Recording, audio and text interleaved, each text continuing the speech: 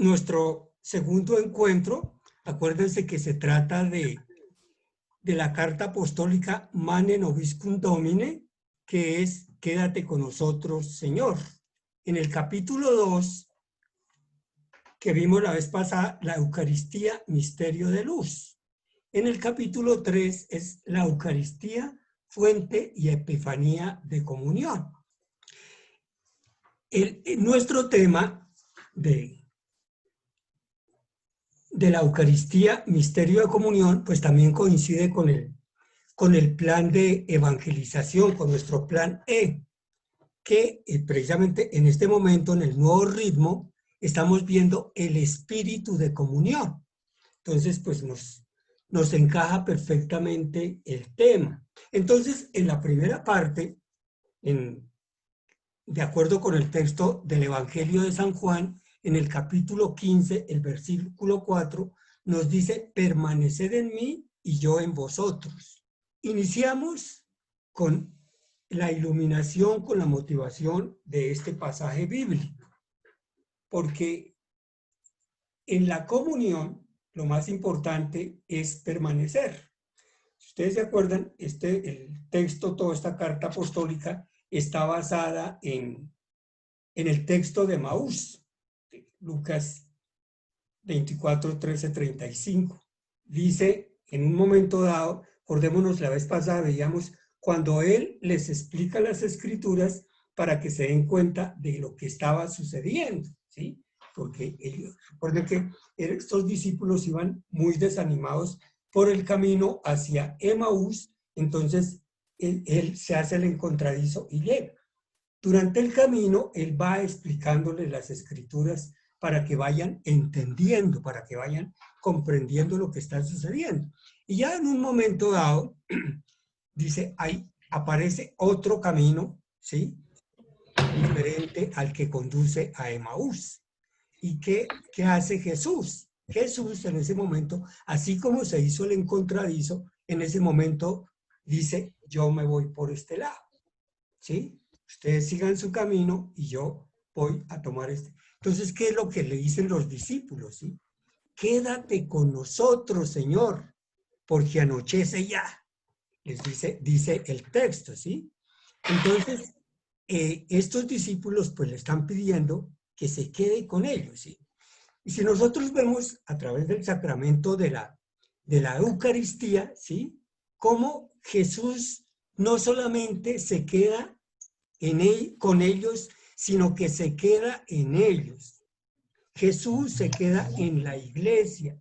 Jesús se queda en todos y cada uno de nosotros los bautizados, de todos los que podemos gozar de ese privilegio de la Eucaristía, ¿cierto? Entonces, por eso la Eucaristía es la comunión. Recordemos cómo el sacramento de la Eucaristía, cuando se recibe por primera vez, se llama la primera comunión, que desafortunadamente en nuestro medio es hacer la primera comunión y muy remotamente la posibilidad de que haya una segunda comunión.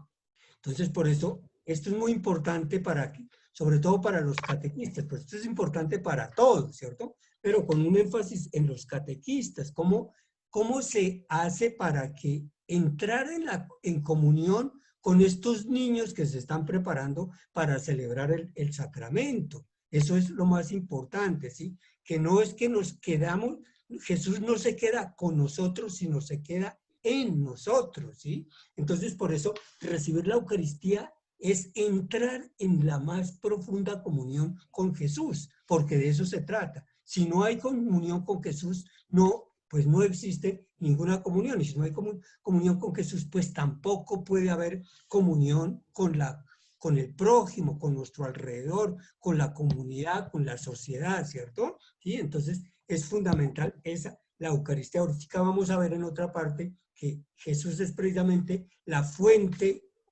de la unidad, ¿sí? En esta relación recíproca de Jesús y sus discípulos, ¿sí? Lo más importante es la permanencia, ¿cierto? No es estar en comunión un ratico, un momento, un tiempo determinado, sino cómo existe esa permanencia que nos permite anticipar en cierta forma el cielo en la tierra. ¿Por qué nosotros en la Eucaristía pues formamos esa comunión? ¿Sí? De hecho, recordemos que nosotros como en nuestra conformación, no solamente física, sino que también tenemos una dimensión espiritual por haber sido creados a imagen y semejanza de Dios, ¿cierto? Entonces, ese espíritu tiene hambre de Dios. Entonces, por eso la Eucaristía es alimento, así como veíamos que la liturgia y la palabra de Dios, la vez pasada veíamos es alimento. Recordemos, esta es la otra mesa. Primero veíamos la mesa de la palabra, ahora vemos la mesa de la Eucaristía. Entonces vemos ahí un texto del profeta Amós, ¿sí? Que dice: Dios ha puesto en el corazón del hombre el hambre de su palabra, ¿sí? Un hambre que solo se satisface en la plena unión con Él, o sea, en plena comunión con Él, ¿sí?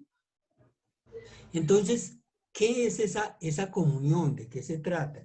El alimento que nos permite saciarnos de Dios, ¿sí? En esta tierra, a la espera de la plena satisfacción en el cielo. Entonces, mientras somos peregrinos, mientras nosotros estamos peregrinando, estamos siendo itinerantes en este mundo, en esta vida, ¿sí?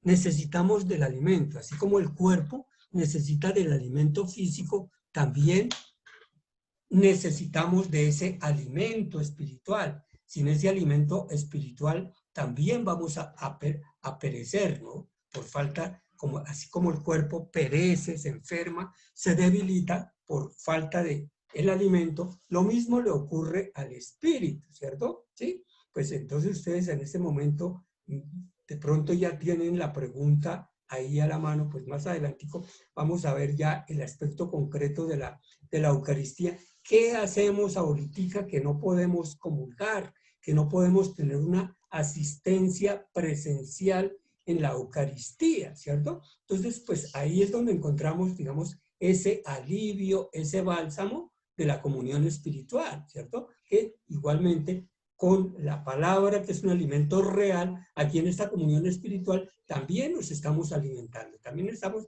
alimentando ese espíritu que lo está fortaleciendo, ¿sí? Si no fuera por esa comunión espiritual, después de 4 meses de cuarentena, desesperanzados, desesperados, estaríamos pues absolutamente desconcertados y fuera de sitio, ¿no? Pero fíjense que el Señor nos mantiene y bendito Dios que podemos tener estos encuentros de comunión, de comunidad, para podernos animar en los tiempos de dificultad, en los tiempos donde nos hace falta como ese consuelo. Entonces nos reunimos todos para hacer comunión, ¿sí? Entonces nos dice que es un solo pan, un solo cuerpo, ¿sí? Entonces es importante tener en cuenta esta situación, ¿sí? Un solo pan y un solo cuerpo en comunión, ¿sí? Cuando Jesús toma el pan y dice: este es mi cuerpo. Entonces ahí hay una unidad. Ahora más adelantico vamos a desmenuzar más este aspecto de un solo pan, un solo cuerpo, ¿cierto? ¿Sí? Porque dice, esa es la especial intimidad que se da en la comunión eucarística. No puede comprenderse adecuadamente ni experimentarse plenamente fuera de la comunión eclesial. O sea, jamás podemos decir yo comulgué, ¿sí? Yo comulgué, no.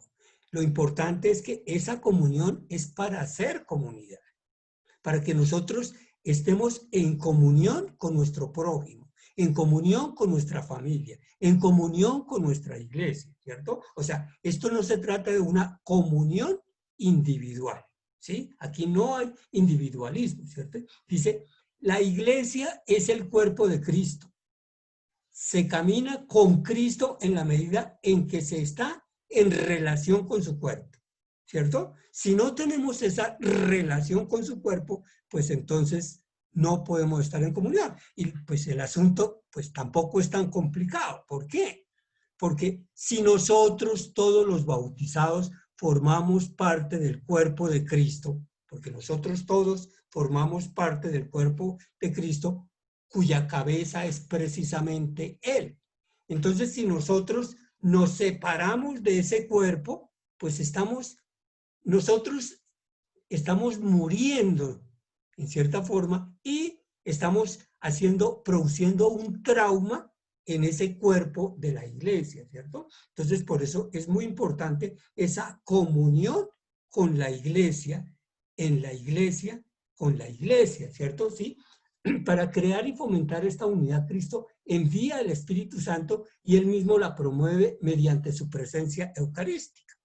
Eso es fundamental, la acción del Espíritu Santo en esta comunión, ¿cierto? Porque fijémonos, cuando se da el milagro de la transubstanciación en el momento de la consagración, transubstanciación es el cambio de sustancia, ¿sí? Se cambia la sustancia física en esa sustancia divina, ¿sí? El pan se convierte en el cuerpo de Cristo y el vino se convierte en la sangre de Cristo. En ese momento de la transubstanciación, ¿sí? Es cuando se da ese milagro, ¿sí?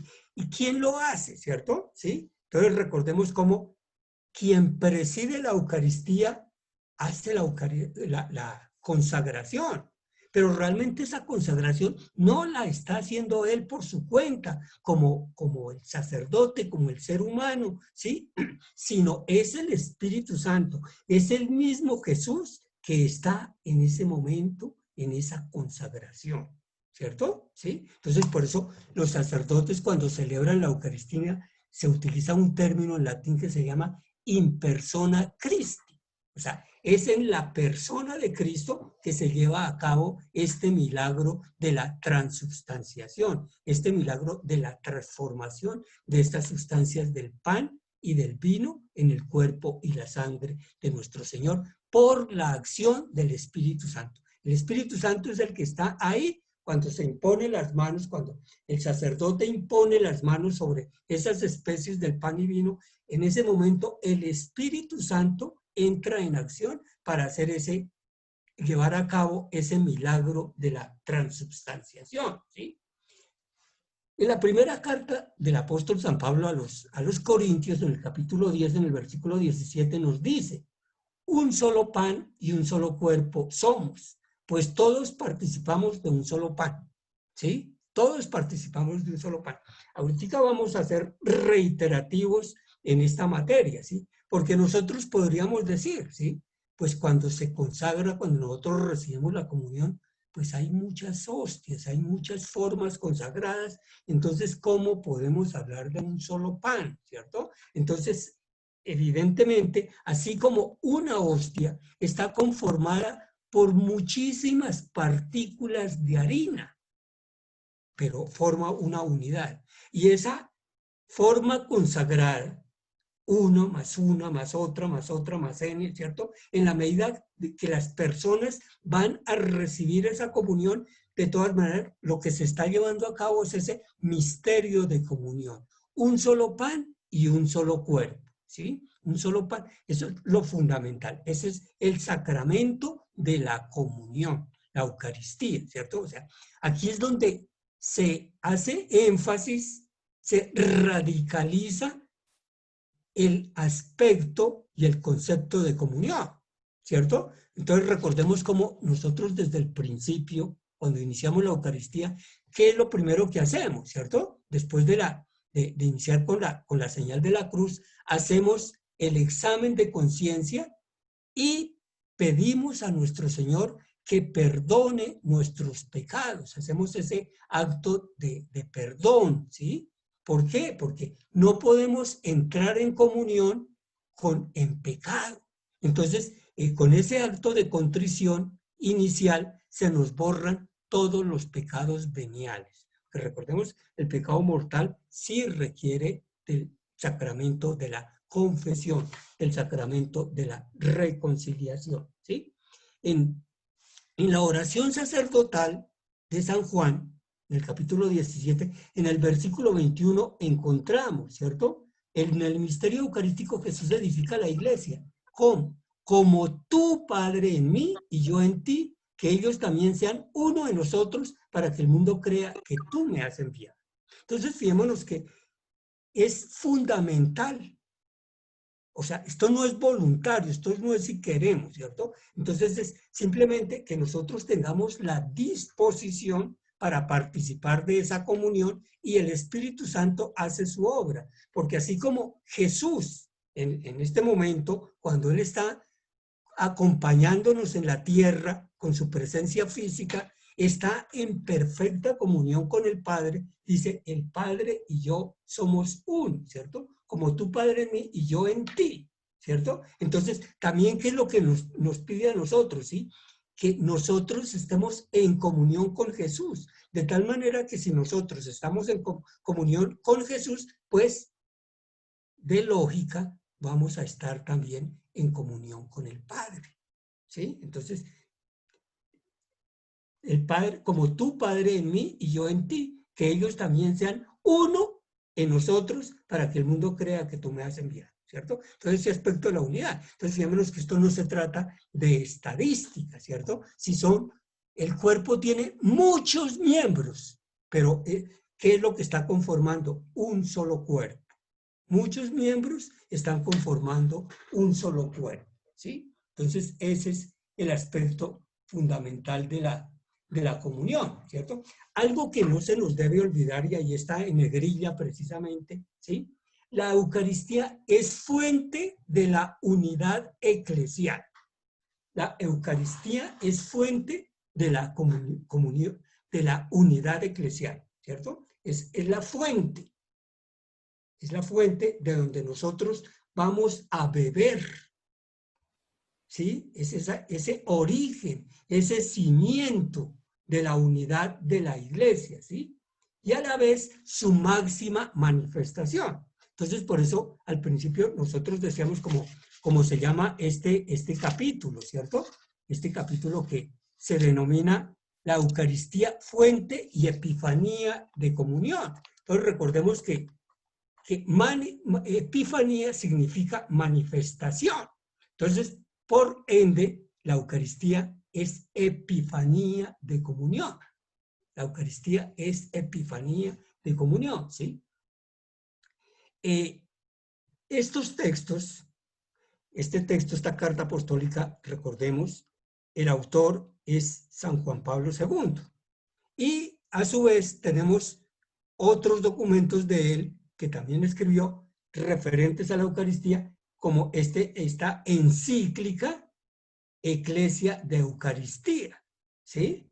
Eclesia de Eucaristía nos dice en el numeral 44, nos dice precisamente porque la unidad de la Iglesia que la Eucaristía realiza mediante el sacrificio y la comunión en el cuerpo y la sangre del Señor, exige inderogablemente la completa comunión en los vínculos de la profesión de fe, de los sacramentos y del gobierno eclesiástico. No es posible concelebrar la misma liturgia eucarística hasta que no se restablezca la integridad de dichos vínculos.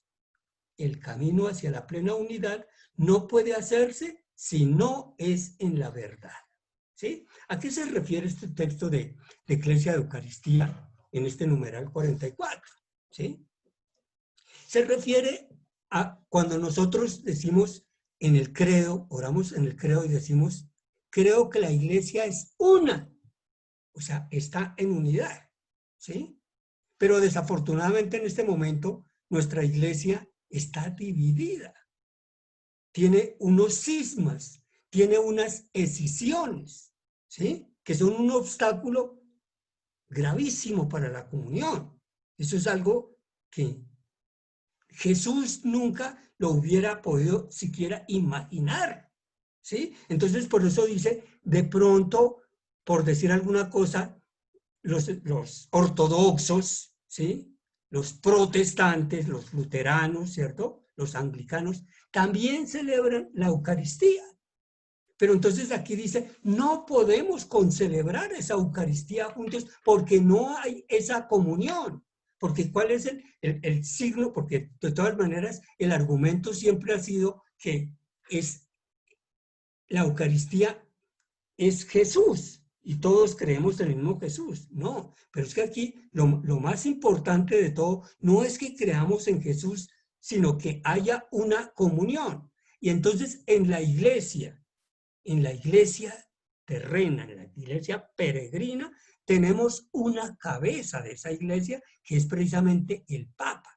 Entonces, cuando no se está en comunión con el Papa, pues no estamos en comunión, simple y llanamente, ¿cierto? Entonces, por más de que aparentemente se están celebrando la misma Eucaristía, que no es la misma Eucaristía, porque no hay comunión, entonces no podemos hacer esas concelebraciones, ¿cierto? Entonces, por eso es un deber de todos los cristianos, de todos los bautizados, que oremos por la unidad de los cristianos, porque definitivamente esa es una obra que solamente puede llevar a cabo el Espíritu Santo.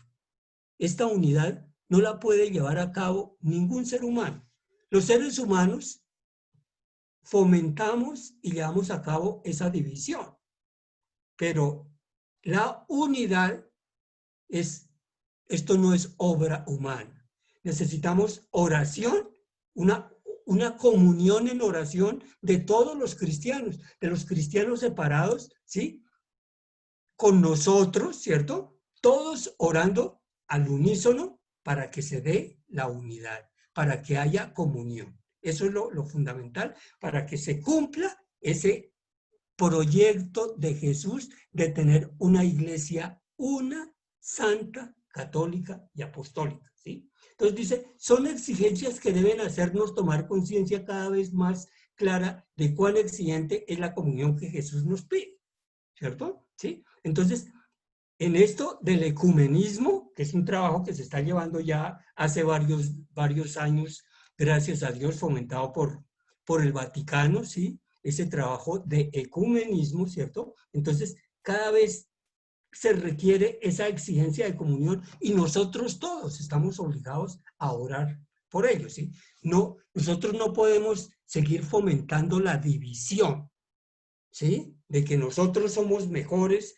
que los otros no son peores que nosotros, ¿cierto? No, nosotros estamos llamados a invitarlos a ellos también a que entren en oración para que se dé la comunión, ¿cierto? El Espíritu Santo va a llevar a cabo su obra, ¿sí? Solamente Él lo puede hacer, ¿cierto? Entonces, fijémonos que esto no es de ritos. La Eucaristía, la misa, no es solamente un rito, un ritualismo que estamos llevando a cabo, que aparentemente es parecido al otro que están celebrando en esa iglesia separada, ¿cierto? Sino que exige esa perfecta comunión. Eso es fundamental. Entonces, por eso dice, termina el texto de Eclesia de Eucaristía en el numeral 44, ¿sí? La plena unidad no puede hacerse si no es en la verdad, ¿cierto? ¿Sí? Entonces, fijémonos cómo en la Eucaristía se da esa comunión jerárquica, ¿sí? ¿En qué está basada esa comunión jerárquica? ¿Sí? En la conciencia de las distintas funciones y ministerios, recordada también continuamente en la plegaria eucarística al mencionar al Papa y al Obispo. Entonces, démonos cuenta que en todas las plegarias eucarísticas, en todas las Eucaristías, siempre estamos elevando una oración concreta por el Papa Francisco y por nuestro obispo Luis José, que es nuestro obispo de la Arquidiócesis de Bogotá, ¿cierto? ¿Sí? Es comunión fraterna cultivada por una espiritualidad de comunión que nos mueve a sentimientos recíprocos de apertura, afecto, comprensión y perdón, ¿sí? Nosotros no somos quienes para juzgar y condenar a los hermanos separados, ¿cierto? Ahí es cuando estamos llamados a la misericordia, al perdón, ¿cierto? Nosotros, como bautizados, ¿cierto? No estamos llamados a hacer esa obra del ecumenismo, ¿sí? Esa tarea del ecumenismo es una tarea muy concreta que solamente están autorizados los señores obispos. Ellos son los únicos que pueden trabajar con el ecumenismo, que pueden delegar, digamos, a determinados sacerdotes a esa tarea, pero la cabeza siempre está en el obispo, ¿sí? ¿Cómo nosotros podemos trabajar en la conversión de un hermano separado? Con nuestra vida.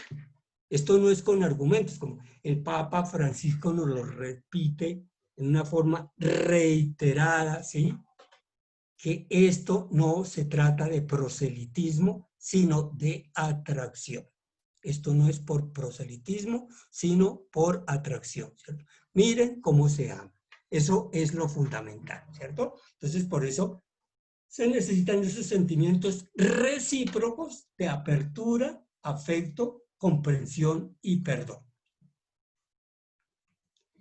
Un solo corazón y una sola alma. En Hechos 4:32. Este es un texto que nos debe interpelar, que nos debe cuestionar, porque esto es la iglesia primitiva. Así nació la iglesia, ¿sí? Donde no había propiedad privada, esto es mío y esto es tuyo. No, esto es nuestro, ¿sí? Entonces el texto literalmente nos dice, la multitud de los creyentes tenía un solo corazón y una sola alma.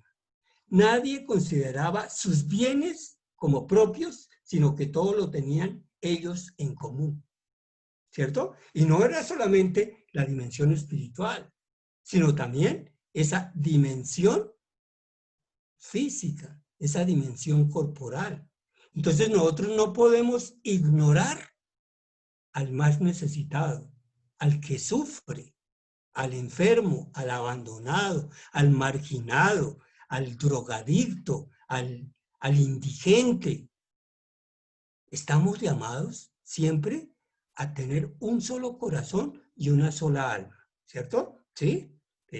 Hoy en día, desafortunadamente, tenemos unas concepciones de división pues muy agudas, muy concretas y muy terribles, ¿sí? Por ejemplo, con los hermanos venezolanos. Cuando ocurre un robo, ahí había un venezolano. Esos fueron los venezolanos, ¿cierto? Sí, pues pueden ellos cometer delitos, ¿cierto? Nosotros también los cometemos, ¿cierto? Pero entonces nosotros no estamos llamados, ¿cómo estamos fomentando nosotros esa unidad?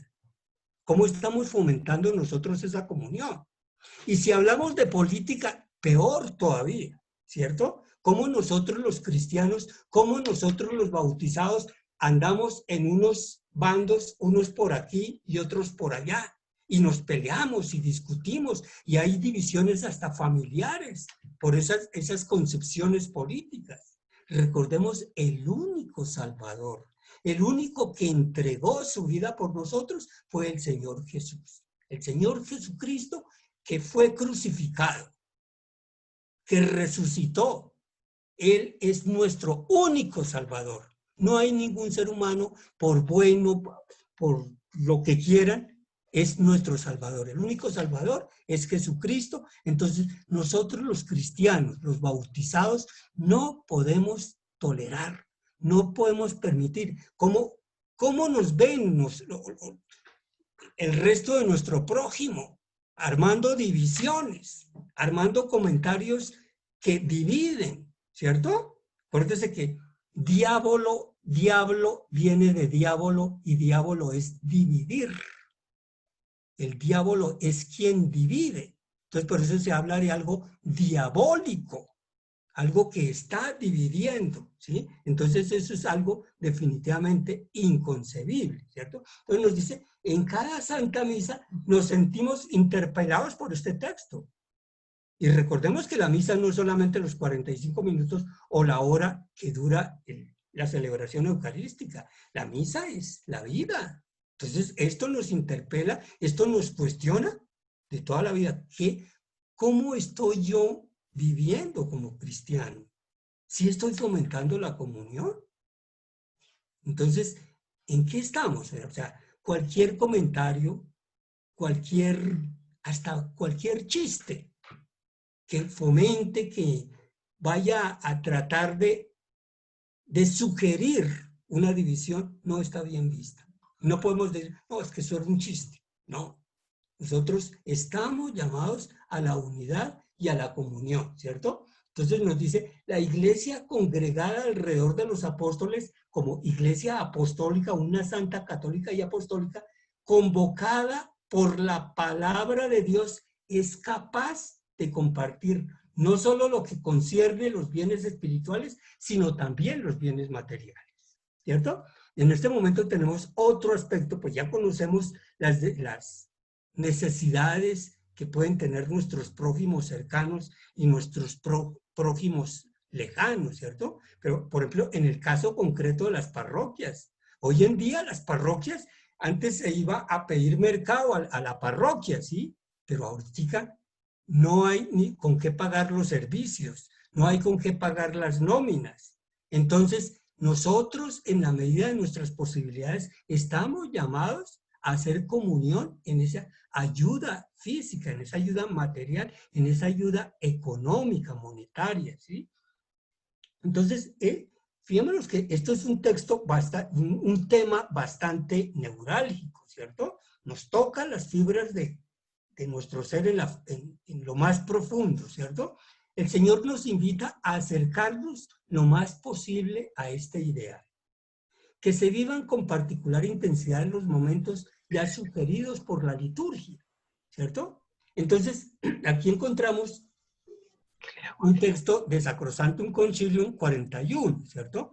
Que nos habla de el obispo debe ser considerado como el gran sacerdote de su grey, de quien deriva y depende en cierto modo la vida en Cristo de sus fieles, ¿cierto? Entonces nos dice lo máximo, la Eucaristía en su esplendor, ¿sí? Se manifiesta cuando el obispo de la diócesis está presidiendo la Eucaristía, junto con sus presbíteros, sus diáconos y sus feligreses. Ahí tenemos la perfecta comunión eclesial, ¿cierto? Cuando el obispo está presidiendo esa Eucaristía. Pues sí, evidentemente, pues eso no se puede hacer todos los días, ¿no? Pero en esos casos, por ejemplo, cuando se da la misa crismal, cuando hay acontecimientos de reunión de esta índole, ¿sí? Entonces, eso es la máxima expresión que puede tener una diócesis, la comunión que puede haber en una diócesis, su obispo presidiendo y alrededor sus obispos auxiliares, sus presbíteros, sus diáconos y todo el pueblo redimido por Dios, ¿sí? Entonces, así vamos en camino de un solo corazón y una sola alma.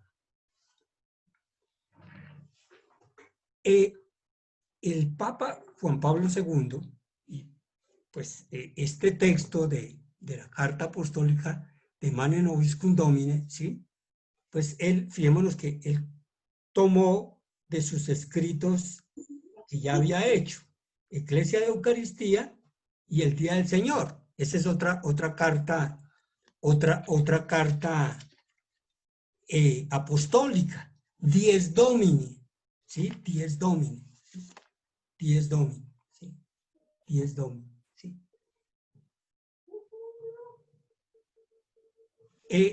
Es otro texto de él, el Día del Señor.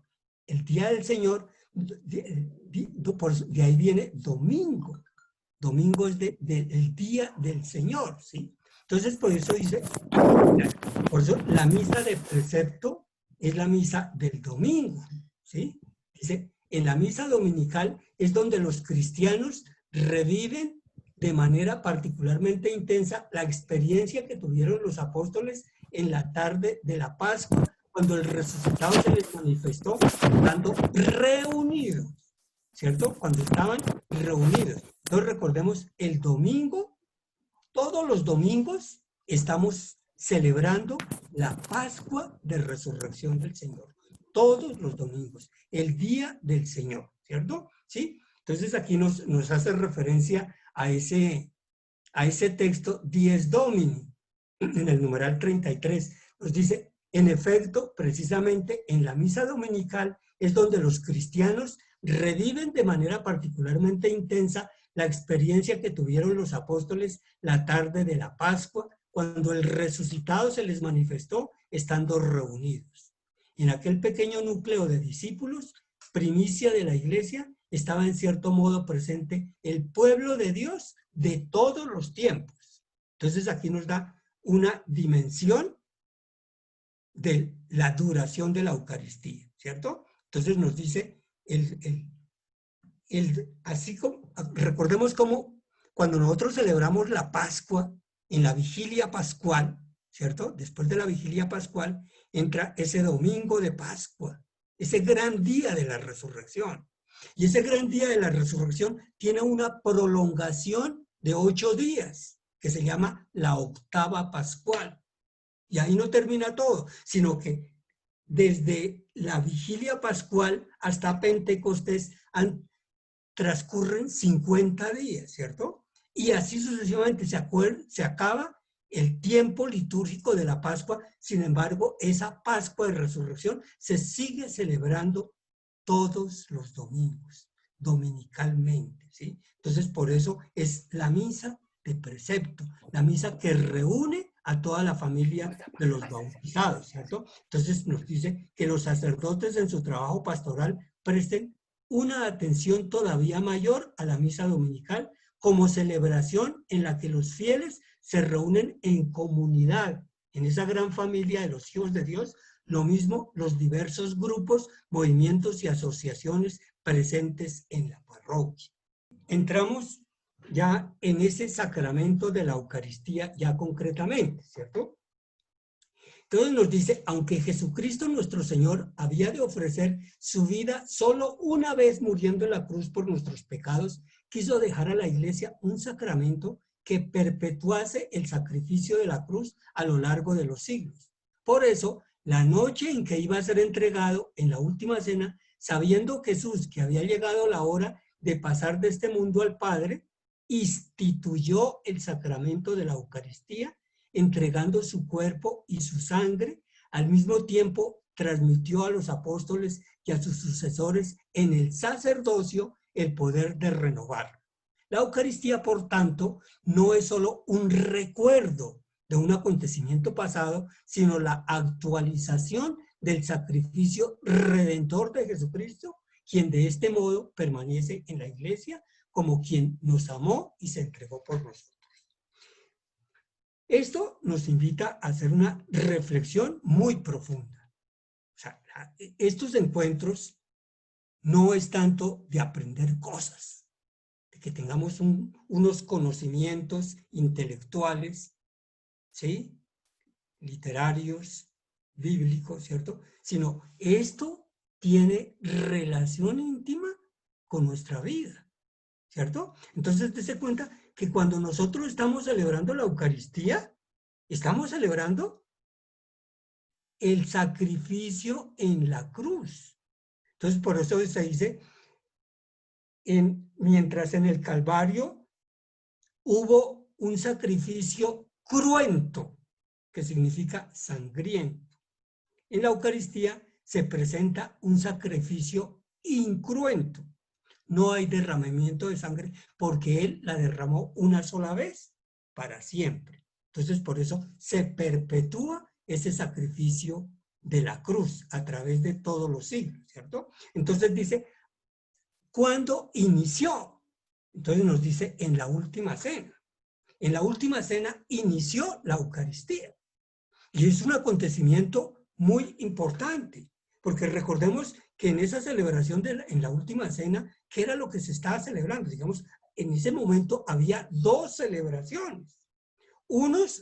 Los judíos estaban celebrando su Pascua, la Pascua judía, con su cordero, ¿sí? Con su compartir en familia y con todos sus ritos tradicionales.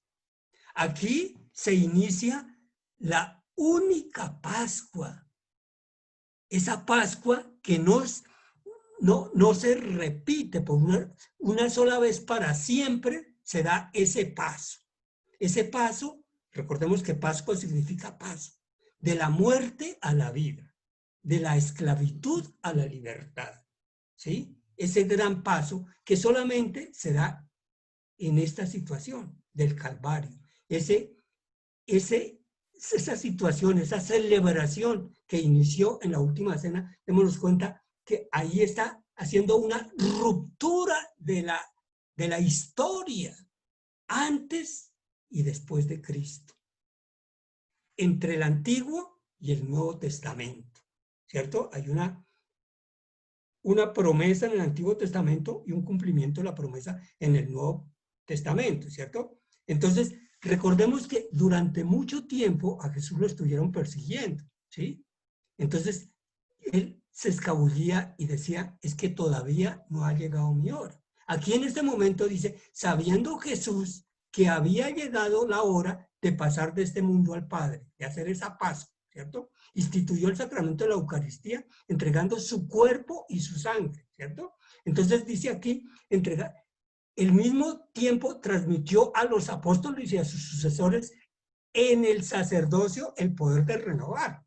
Pero aquí hay que tener una cosa muy clara, ¿cierto? ¿Sí? Aquí no solamente hay que tener en cuenta el sacerdocio ministerial. Aquí en este momento es muy importante que nosotros tomemos cuenta de nuestro sacerdocio bautismal, de ese sacerdocio real, de ese sacerdocio común, ese sacerdocio bautismal. Entonces, la celebración eucarística es una celebración eminentemente sacerdotal, ¿sí? Donde quien está presidiendo es un sacerdote ministerial, también tiene su ministerio real, porque pues fue bautizado. Entonces es del sacerdote ministerial a todos los sacerdotes que son los bautizados, desde que ese sacerdocio lo recibimos por el bautismo, nos hace sacerdotes, profetas y reyes, ¿cierto? Entonces esto nos hace pensar en esa comunión, ¿sí? Entonces dice, aunque Cristo está presente en la iglesia de diferentes maneras, su presencia en la Eucaristía es admirable y distinta a las demás.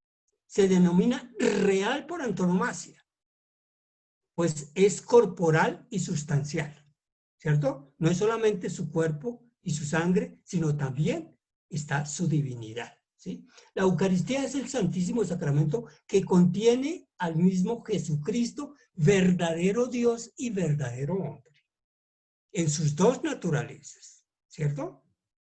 El Hijo de Dios en sus dos naturalezas, ¿sí? Verdadero Dios y verdadero hombre. Esta presencia sacramental de Jesús no se limita al tiempo que dura la celebración de la misa, ¿sí?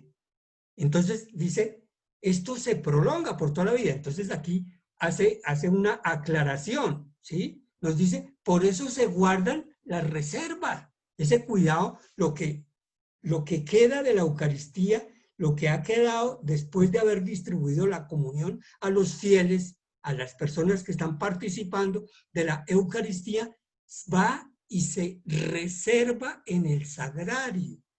Esa reserva pues tiene esa doble función. Una, que en cualquier momento es motivo de adoración. Es la adoración al Santísimo Sacramento del altar. Y por otro lado, recordemos que es el viático que se le lleva a los enfermos. Aquellas personas que no pueden asistir presencialmente a la Eucaristía, pues ahorita eso no se puede hacer por las circunstancias del COVID, ¿cierto? Entonces ahorita vamos es con la comunión espiritual. Entonces ahí surge una pregunta, dice, ¿de qué modo está presente Jesucristo en la Eucaristía? Dice, Jesucristo está en la Eucaristía verdadera, real y sustancialmente presente, todo entero, vivo y glorioso, con su cuerpo, sangre, alma y divinidad, bajo cada una de las especies y bajo cualquier parte de ellas, ¿cierto? Entonces démonos cuenta, aquí volvemos a lo que hablamos la vez pasada, ya al finalizar, cuando el padre Raúl estaba ahí también, que inició la pregunta, inició el cuestionamiento, ¿cierto? Eso de que yo no puedo comulgar sino con el Padre, ¿cierto? Entonces, ¿qué estamos recibiendo? ¿El cuerpo de Cristo o el cuerpo del Padre? ¿Cierto? ¿Sí? Que yo no se lo recibo a un ministro de la comunión, porque es un pecador, ¿cierto? Que yo no puedo recibir la comunión sino en la boca, porque las manos son impuras. ¿Se acuerdan que nosotros terminamos el encuentro pasado precisamente con esas apreciaciones, ¿no? Entonces démonos cuenta que esto es el sacramento de la comunión, ¿sí? Entonces lo que hay que pensar es cómo estamos llevando a cabo esa comunión, ¿cierto? Entonces ahí es donde encontramos esa presencia real y verdadera de Jesús en el Santísimo Sacramento del altar, ¿sí? Entonces nos dice que el Señor Jesús, ¿sí? En ese inicio, en esa última cena, cuando inicia la celebración eucarística, ¿cierto? Instituye el sacrificio eucarístico de su cuerpo y de su sangre, con lo cual iba a perpetuar por los siglos hasta su vuelta el sacrificio de la cruz y a confiar en la Iglesia, en nosotros la comunidad creyente, el memorial de su muerte y resurrección. Sacramento de piedad, signo de unidad, vínculo de caridad, banquete pascual en el que recibimos a Cristo, el alma que se llena de gracia y se nos da una prenda de gloria futura. Esto es alimento. Esto es lo que nos está proporcionando y alimentando no solamente nuestra vida física, sino que nos está fomentando la vida eterna. Esa vida que todos aspiramos, esa vida del reino de Dios en su plenitud. Este es el alimento. O sea, esto es lo que nos da fuerza en este peregrinar, en este caminar. Nosotros como caminantes, como peregrinos, como está fundamentado en ese texto de Mausi, somos esos caminantes que vamos por el camino de la vida muchas veces desesperanzados, muchas veces afligidos, muchas veces desconsolados, ¿sí? Pero en la Eucaristía encontramos, Jesús nos encuentra, Jesús nos busca, Jesús se hace el encontradizo y nos da su alimento, ¿sí? Recordemos cómo, pues a él lo reconocen es precisamente en la fracción del pan, ¿sí? Ahí es donde, ¿sí? Cuando celebramos la Eucaristía, celebramos el memorial de nuestra salvación, ¿sí? ¿Qué es nuestra salvación? Nuestra salvación es nuestra liberación de todas esas ataduras que nos impiden caminar libremente, esas ataduras que nos esclavizan, que no permiten que seamos seres libres, no en la libertad de hacer lo que a nosotros nos parece, sino en esa libertad de los hijos de Dios, que es esa libertad que está fundamentada en la voluntad de Dios, ¿sí? Entonces dice, cuando celebramos la Eucaristía, celebramos el memorial de nuestra salvación que Cristo realizó con su pasión, muerte, resurrección y ascensión. Celebramos, por tanto, el memorial de la Pascua del Señor. Ese paso de la esclavitud a la libertad, de la muerte a la vida, de la ignorancia al conocimiento, de la mentira a la verdad, de la oscuridad a la luz. Es ese gran paso que nosotros estamos dando en la vida, ¿sí? La Eucaristía también es una acción de la Trinidad presente en el sacrificio que vamos a celebrar. Por voluntad del Padre, cooperando en el Espíritu Santo, el Hijo se ofrece para redimirnos. Entonces, aquí nos queda ya absolutamente claro de qué comunión estamos hablando, ¿sí? Entonces, aquí nos dice ese aspecto trinitario de la Eucaristía. Recordemos, Padre, Hijo y Espíritu Santo, tres personas distintas y un solo Dios verdadero. Es la comunión de esas tres personas en un solo Dios verdadero. Eso es lo fundamental. Ese es el principio de la comunión. Entonces, precisamente cuando Dios creó a los seres humanos, cuando Dios creó a la humanidad, ¿qué era lo que Él pretendía? No era que ustedes allá y nosotros aquí. El Padre, el Hijo y el Espíritu Santo, nosotros estamos en un pedestal y ustedes, los humanos, van a estar en otro lado.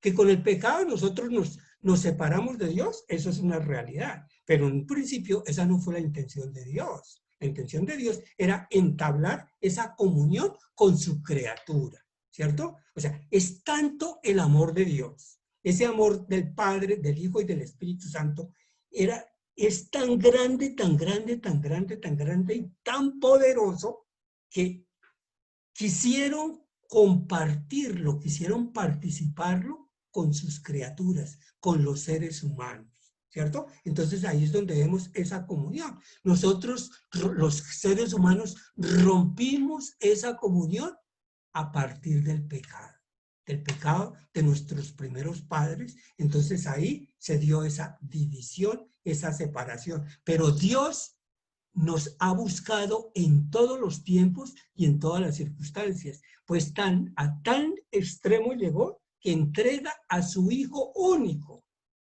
Viene a entregarlo para que en sacrificio, como consecuencia del pecado, le dan los seres humanos para nuestra salvación, para nuestra liberación, para nuestra recreación como hombres y mujeres nuevos, hombres y mujeres que estamos formando parte de una nueva humanidad, ¿sí? Entonces dice, por eso afirmamos que la Eucaristía es el corazón y la cumbre de la vida de la Iglesia. Eso nos lo dice Iglesia de Eucaristía. Pues en ella Cristo asocia a su Iglesia y a todos nosotros, sus miembros, a su sacrificio de alabanza y a su acción de gracias ofrecido una vez por todos en la cruz. El sacrificio del amor, que recordemos, la cruz es el signo, es la manifestación máxima del amor de Dios. Por medio de este sacrificio derrama las gracias de la salvación sobre su cuerpo, que es la Iglesia.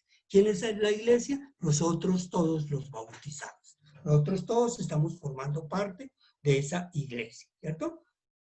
Entonces, aquí encontramos la pedagogía de Jesús.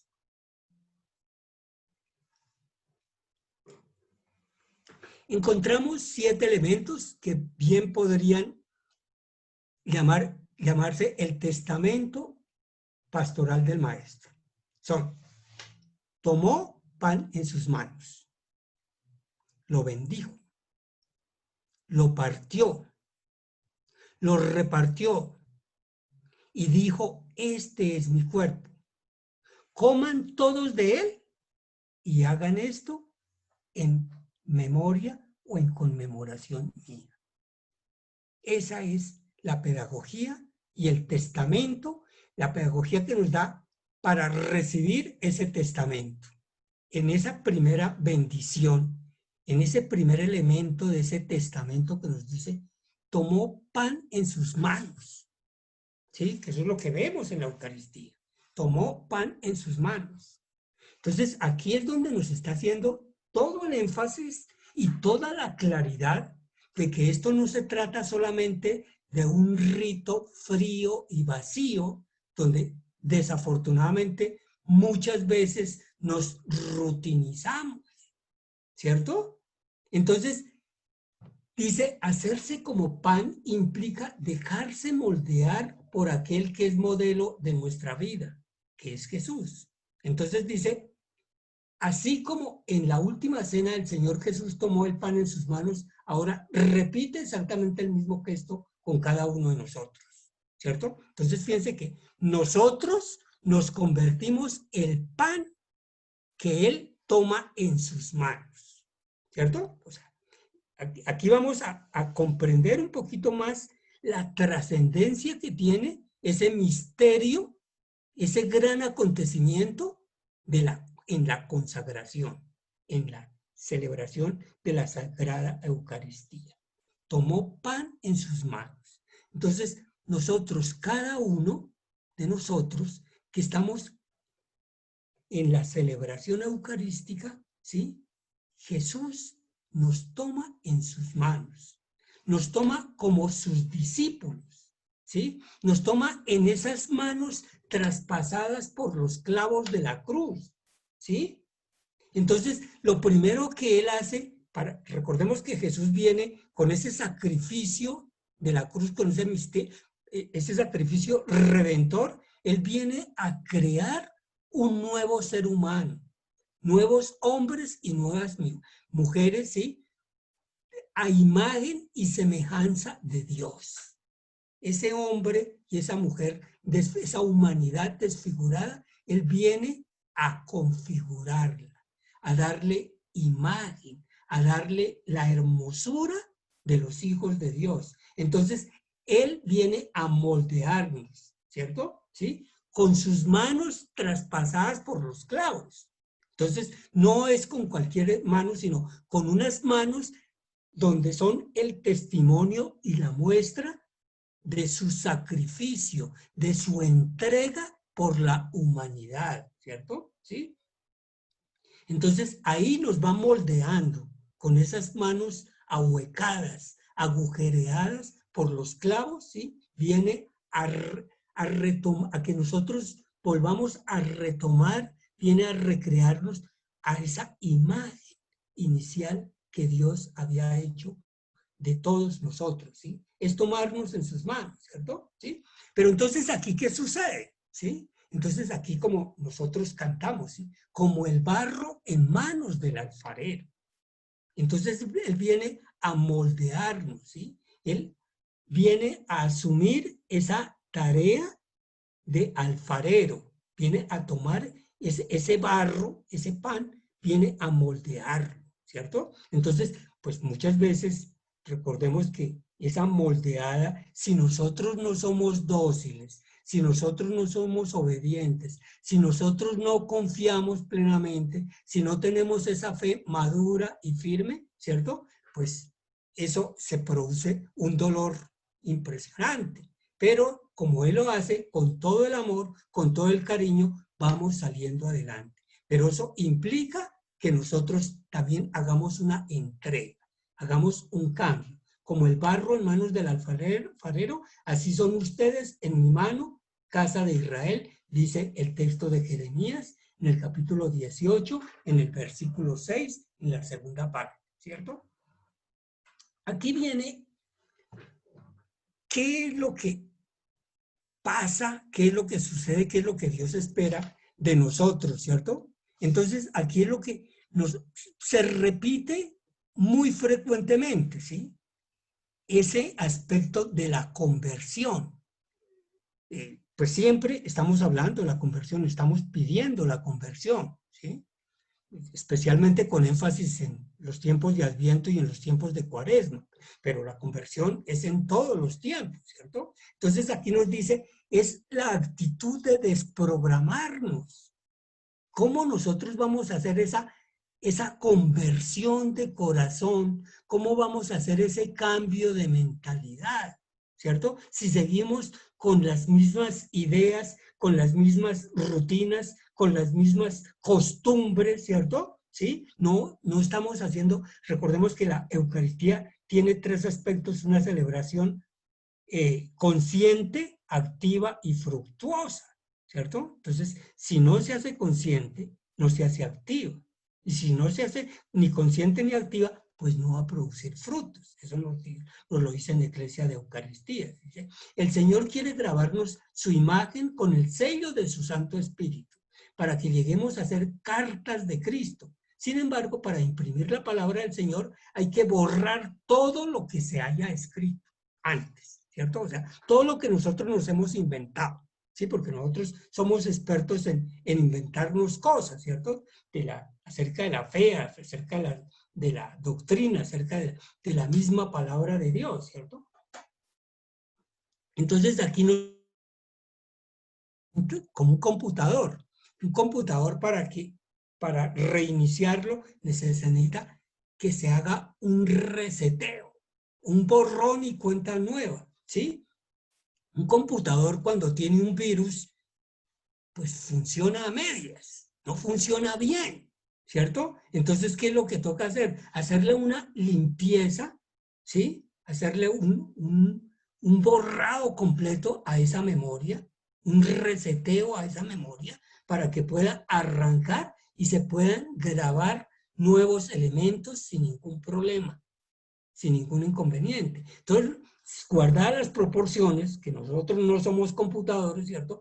Nosotros estamos llamados a estar dispuestos a ese cambio de mentalidad para poder llevar a cabo esa conversión. El otro aspecto nos dice, y los bendijo, ¿sí? ¿Qué quiere decir cuando Jesús toma el pan en sus manos, ¿cierto? Entonces, nos va haciendo hombres nuevos, mujeres nuevas, ¿cierto? Entonces nos dice, nos bendijo, nos está consagrando, nos está separando, ¿sí? Nos está haciendo personas nuevas, personas para Él, para su Padre, ¿cierto? ¿Sí? Ese es el llamado. Jesús nos comunica su palabra de vida y ella desde dentro transforma nuestra vida haciéndonos imagen y semejanza de Jesús. De este modo, Jesús bendice a sus discípulos, ¿cierto? Entonces dice, yo te bendigo, Padre, nos dicen en ese capítulo 12, versículo 28 del Evangelio de San Lucas, ¿sí? Entonces, si el pan representa al discípulo, al bautizado, este es bendecido, este es consagrado, este es separado. La palabra de Dios es la fuente de alimentación para su vida y ella configura el perfil de su existencia. En cuanto Jesús toma el pan entre sus manos, lo bendice, lo consagra, ¿sí? Entonces, para eso nos toma en sus manos, ¿cierto? Nos está remodelando, ¿sí? Nos está moldeando, ¿sí? Y nos bendice, ¿sí? Entonces dice, el primero y más grande de los mandamientos es escuchar la voz del pastor, porque al escucharlo nos expresa su amor, nos enamora, nos capacita para responder con todo nuestro corazón y con todo nuestro ser, ¿sí? Un signo de haber caído en los brazos del activismo, ¿sí? Que nosotros a veces confundimos en la evangelización, la catequesis, con una serie de activismo, ¿cierto? Un signo de haber caído en brazos del activismo es cuando hablamos más del Señor que con el Señor, ¿cierto? Entonces, así como cuando Dios estaba llamando a Samuel, al profeta Samuel, recordemos que él estaba bajo la tutela del profeta Elí, ¿sí? Entonces, ¿qué es lo que le dice cuando Samuel le manifiesta esas inquietudes del llamado, de su vocación, ¿sí? Le dice, dígale, habla, Señor, que tu siervo escuche, ¿cierto? Pero nosotros, desafortunadamente, en muchos momentos, más bien le decimos al Señor, cállate, Señor, que nosotros vamos a hablar, ¿sí? Entonces, es importante esa escucha de la palabra, ¿sí? Entonces nos dice, quien hace sordo generalmente no habla, ¿sí? Pues por una sencilla razón, no puede, como no puede escuchar palabras, no las puede repetir, ¿sí? Entonces, de hecho, es eso. Entonces, si nosotros no escuchamos a cabalidad la palabra de Dios, pues nunca la vamos a poder pronunciar, no con nuestra lengua física, sino con el corazón, con nuestra caridad, con nuestra plenitud del ser. Nos dice también, tomó el pan en sus manos, ¿sí? Lo bendijo, lo partió. Partirse, ¿qué es lo que significa? Lo que estábamos hablando antes, ¿sí? Así como en esos pasajes que nosotros encontramos de la multiplicación de los panes, ¿cierto? Acuérdense, ¿qué tienen ahí? Unos poquitos panes y unos poquitos peces.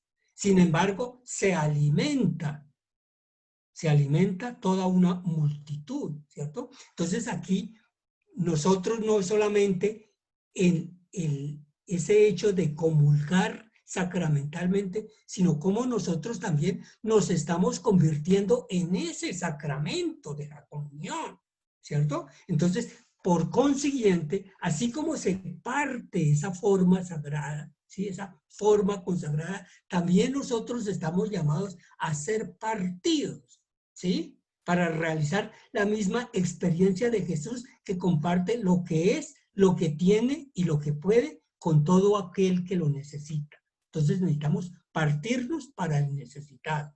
De esta forma es que Él se hace Eucaristía. Recordemos que Eucaristía significa acción de gracias, agradable al Padre que genera reino de Dios con sus hijos, ¿cierto? El tercer aspecto, ¿cierto? Tomó el pan, lo bendijo, lo partió. Este tercer aspecto, ¿sí? En la formación de un discípulo consiste en ser partido en la etapa de purificación a través de la cual el Señor nos consagra totalmente a su servicio, ¿cierto? Sin esta condición no seríamos capaces de ser ofrenda del culto espiritual por la acción del Espíritu Santo, ¿sí? ¿Para qué se parte? Para repartirlo. El signo que nos garantiza que hemos encontrado a Jesús es que vamos a buscar a otros para que también lo conozcan y lo sigan. ¿Cómo vamos a convertirlos en alimento para nosotros?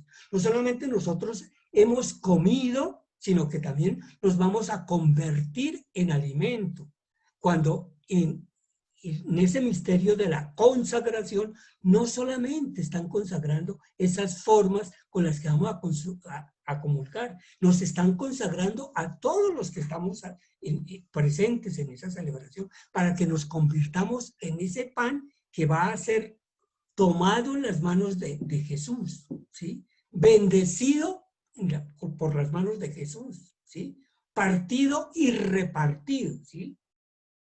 Entonces, recordemos esas parábolas de quien encuentra el tesoro, vende todo lo que tiene y va a adquirir ese tesoro. Aquí estamos encontrando esa mina valiosa, ese tesoro invaluable de nuestra libertad, de nuestra existencia, la razón de ser de nosotros, ¿sí? Entonces dice, no podemos permanecer toda la vida en la cima del Tabor. ¿A qué se refiere? Acordémonos cuando Jesús lleva a Pedro, a Santiago y a Juan al monte Tabor, ¿sí? A la transfiguración. Y recordemos cómo Pedro, pues todo emocionado, dice, no, aquí hagamos 3 chozas, ¿sí? Una para Moisés, otra para Elías y otra para ti. Nosotros nos quedamos a la intemperie, pero quedémonos aquí, ¿no?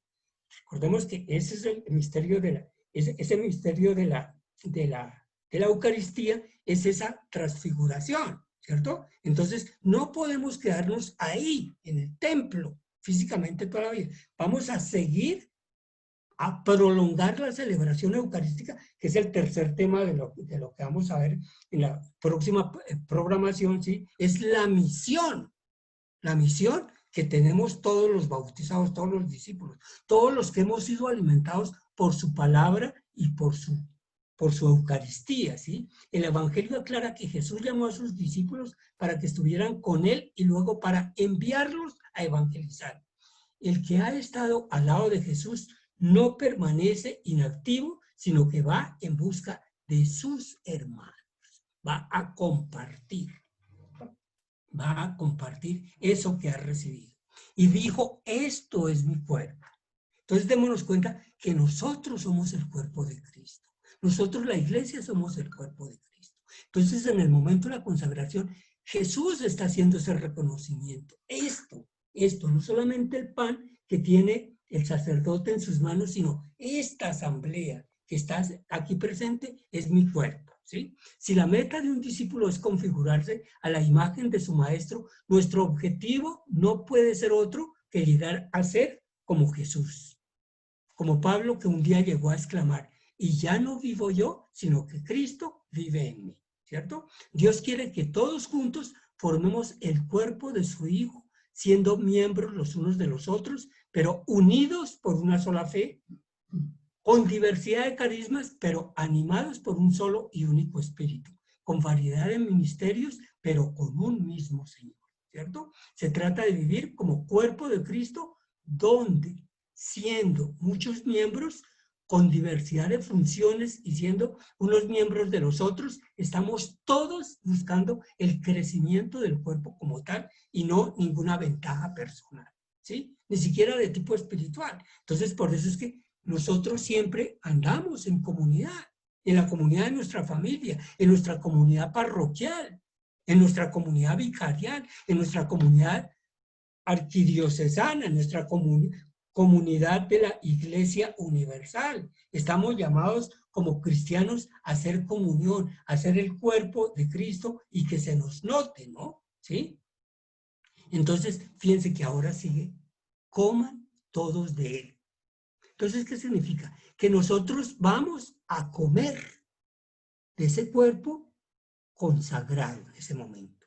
Pero a su vez, como nos convertimos en ese pan, nos convertimos en ese cuerpo, también vamos a servir de comida para el hambriento espiritual, el hambriento físico, ¿sí? Estar al servicio de los demás y entregar la propia vida con tal que otros vivan. Así como Cristo nos moldeó con sus manos agujereadas por los clavos, así también nosotros estamos llamados a entregar la vida. Ese es el sentido del servicio.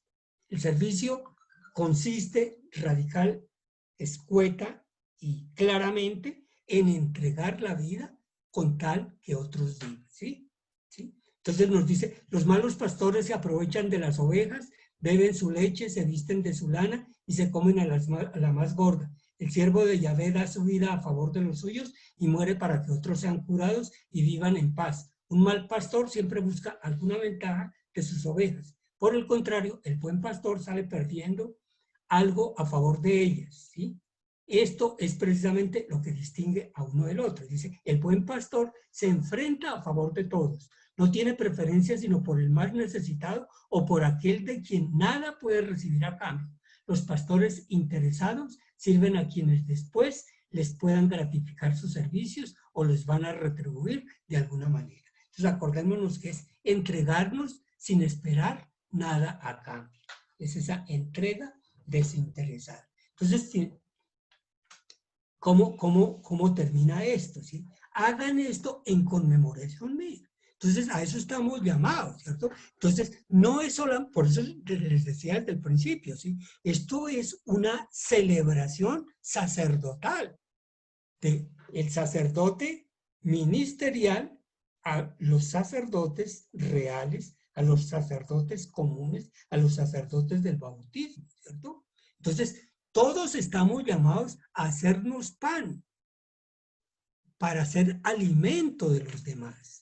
Y cómo en ese discipulado vamos cumpliendo esa misión, que es el tema del próximo encuentro, ¿cierto? ¿Sí? ¿Para qué? Para hacer nuevos discípulos, para hacer la multiplicación de los panes y que todo el mundo tenga alimento, para que todo el mundo tenga que comer, para que nadie pueda morir de hambre, ni física y mucho menos espiritualmente, ¿sí? Entonces, esa es la multiplicación de los panes, ¿cierto? Entonces, fijémonos cómo esto es lo que está sucediendo en esa consagración.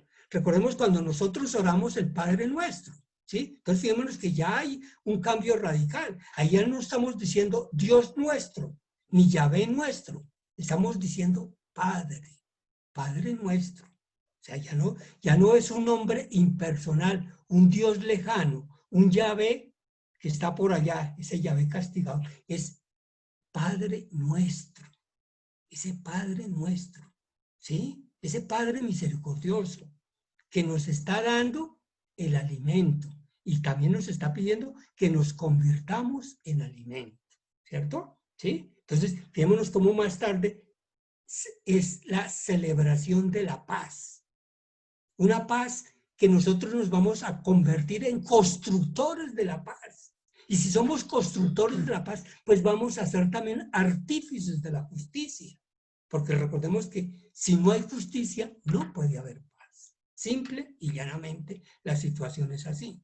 No puede haber paz si no hay justicia. Entonces, nosotros si queremos ser constructores de la paz, debemos ser artífices de la justicia, ¿cierto? ¿Sí? Entonces, recordemos cómo después de la comunión, ¿sí? Viene la oración poscomunión, ¿sí? Esa oración de afirmar la consagración de la misión que vamos a llevar a cabo, ¿sí? Cuando termina la misa después de la bendición, generalmente el texto que se aplica en lengua vernácula, en este caso en español, se dice, pueden ir en paz. Cuando la misa se celebraba en latín, se decía, ite missa est. ¿Qué significa? Vayan y hagan la misión. ¿Cierto? ¿Sí? Entonces, eso es lo que vamos a hacer en el próximo encuentro. Con todos estos alimentos, con todos estos elementos, con todas estas facilidades, con todo este acompañamiento, nosotros estamos llamados a ir a llevar a cabo esa misión que el Señor nos ha encomendado, y es ser pan, ser esa comida para el necesitado y hacer esa multiplicación de los panes para que se acabe el hambre en el mundo. Aquí hay unas preguntitas para la reflexión, ¿cierto? Pero entonces, para que se cumpla el tiempo, pues, ¿qué inquietudes hay al respecto para que las podamos ir resolviendo? Había comentado usted hace ratico que en la comunión, que solo se hacía no se podían unir varias iglesias o varias religiones para hacerlo en la Eucaristía y eso, ¿no es cierto? Sí. Porque Gamartica en Semana Santa, en una de las liturgias que hizo el Papa, él invitó a un padre ortodoxo para que hiciera una lectura. Pero no estaba celebrando la Eucaristía. Ya en la parte de Eucaristía, la lectura sí pueden Claro. participar. Pues Ah, es que ya, de hecho, ya entendí. el trabajo ecuménico, si no se reúnen, ¿cómo van a hacer? O sea, el trabajo ecuménico no es solamente hacer unas discusiones de tipo teológico, sino que hay que compartir, pues, algo que es común en todos nosotros, que es la palabra, ¿sí? Lo que no se puede compartir es la Eucaristía, porque no hay comunión. Sí, pues el trabajo precisamente en cabeza del Papa como obispo de Roma, ¿sí? Es que se da ese trabajo del ecumenismo, ¿cierto? Entonces, siempre, generalmente en enero, antes del 25 de enero, que es el día de la conversión de San Pablo, hay una semana del ecumenismo. Entonces, ahí es cuando se reúnen las iglesias cristianas con el Papa, con los obispos, con las personas llamadas, pues, para trabajar sobre ese ecumenismo, y eso se hace en oración. O sea, eso no es solamente una discusión de tipo teológico, ¿sí? No, hay que entrar en esa comunión que nos la proporciona en primera instancia la palabra, ¿cierto? ¿Sí? Y en la oración. Entonces ahí es cuando estamos llamados, tanto ellos como nosotros, a trabajar en la unidad de los cristianos a través de la oración.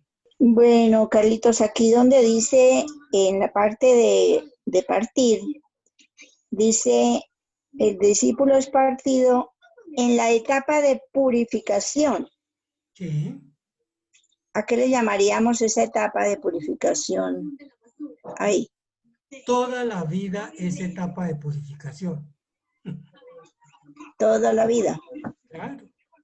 Así como toda la vida es tiempo de conversión, pues todo es tiempo de purificación. O sea, nosotros nos morimos y no podemos decir ya estamos totalmente convertidos o ya estamos totalmente purificados, ¿cierto? Sí, Entonces, sí. toda la vida es tiempo de purificación.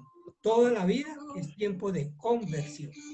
¿Me podría repetir nuevamente? Eso es latín, al final de la misa, que dice itan es... No, pues lo que pasa es que pues ustedes son personas jóvenes que no tienen ni idea de eso. Nosotros los viejitos sí tuvimos el privilegio de asistir a las misas en latín. Ite misa est. Misa significa misión. Entonces es como vayan y hagan la misión. Lo preguntaba porque cuando uno ve o vive, no las ve, sino las vive, las Eucaristías en inglés, o ha tenido la oportunidad de estar allá, se dice eso siempre, al final. No, pero Y eso no aquí es en inglés, es Colombia, en latín. sí, exacto, es en latín. Y mucha parte litúrgica es en latín. Definitivamente hay muchas partes en latín. Pero la pregunta va dirigida a que aquí en Colombia al final dice, podemos ir en paz. Sí, pueden ir en Sí, paz. algo así. Es distinta a lo de la misión, que es Pues es decir, el lo que envío. pasa El es envío. que el propósito es, acuérdense que cuando recibimos la paz, ¿de quién la estamos recibiendo? Del mismo Jesús. Entonces, pueden ir en paz, sigan en esa paz que recibieron a propagarla al resto de la humanidad. Es que la misa no termina, ¿cierto? La misa no se acaba. O sea, hay muchas celebraciones, ¿sí? Hay muchas celebraciones, pero la misa como tal es una, que empezó la última cena y irá hasta el final de los tiempos, ¿cierto? Entonces, nosotros como cristianos, como bautizados, somos misioneros. Y esa misión la vamos a recibir, pues la recibimos en el bautismo, pero nos alimentamos en la Eucaristía para poderla llevar a cabo. Ahí donde dice nuestra actitud, 2 puntos. Luego dice desprogramarnos. Sí. Porque, no sé, yo dije en esto como desprogramarnos. O sea, es el cambio de mentalidad. Exacto, entonces ¿Sí? diría, O sea, yo ese escribía, cambio de mentalidad, ¿cierto? O sea, por eso pues yo les ponía el ejemplo ahí del computador, ¿sí? Un computador está programado para hacer determinadas cosas, ¿cierto? Por eso les decía, guardar las proporciones, porque nosotros los seres humanos no somos computadores, ¿cierto? O sea, a nosotros mismos nos corresponde por una decisión personal y consciente desprogramarnos, ¿sí? El vino nuevo en odres nuevos. o sea, tomar una actitud de que si yo estoy como esa actitud ha sido negativa para, o es decir, no tan grata para Dios, tengo de que desprogramarme, borrar todos mis Pues sí, errores, ante limpiar todo, mi ante corazón. todo, ante todo, cuando uno tiene alguna enfermedad, un cáncer, alguna cosa de eso, ¿cierto? El alimento que uno consume, pues como que no se da, precisamente por la Más daño. enfermedad, ¿cierto? Entonces, para que el alimento surta su efecto a cabalidad, ¿sí? Sea nutritivo, sea vital, pues se necesita sanarse. Entonces, tenemos que casi, pues ese es el problema de muchos de los enfermos que sufren de esta enfermedad del cáncer, ¿sí? Muchos de ellos se mueren de hambre porque no pueden comer, ¿sí? Sí. Entonces, pues guardadas las proporciones es lo que nos pasa. Si no saneamos nuestra vida, si no saneamos nuestra fe, si no saneamos ese conocimiento de Dios, esa comunión con Dios, esa comunión con el prójimo, ¿cierto? ¿Sí? No vamos a poder aprovechar la gracia que nos está ofreciendo nuestro Señor. Entonces, démonos cuenta, si hablemos, por ejemplo, de una bolsa que la vamos a llenar de dinero. Si una bolsa está llena de piedras y le vamos a echar plata, pues le va a caer muy poquita plata porque está lleno de piedras, está lleno de arena, está lleno de vidrios, está lleno de muchas cosas. Entonces, ¿qué hacemos para que eso se llene de plata? Pues desocupar lo que no es plata.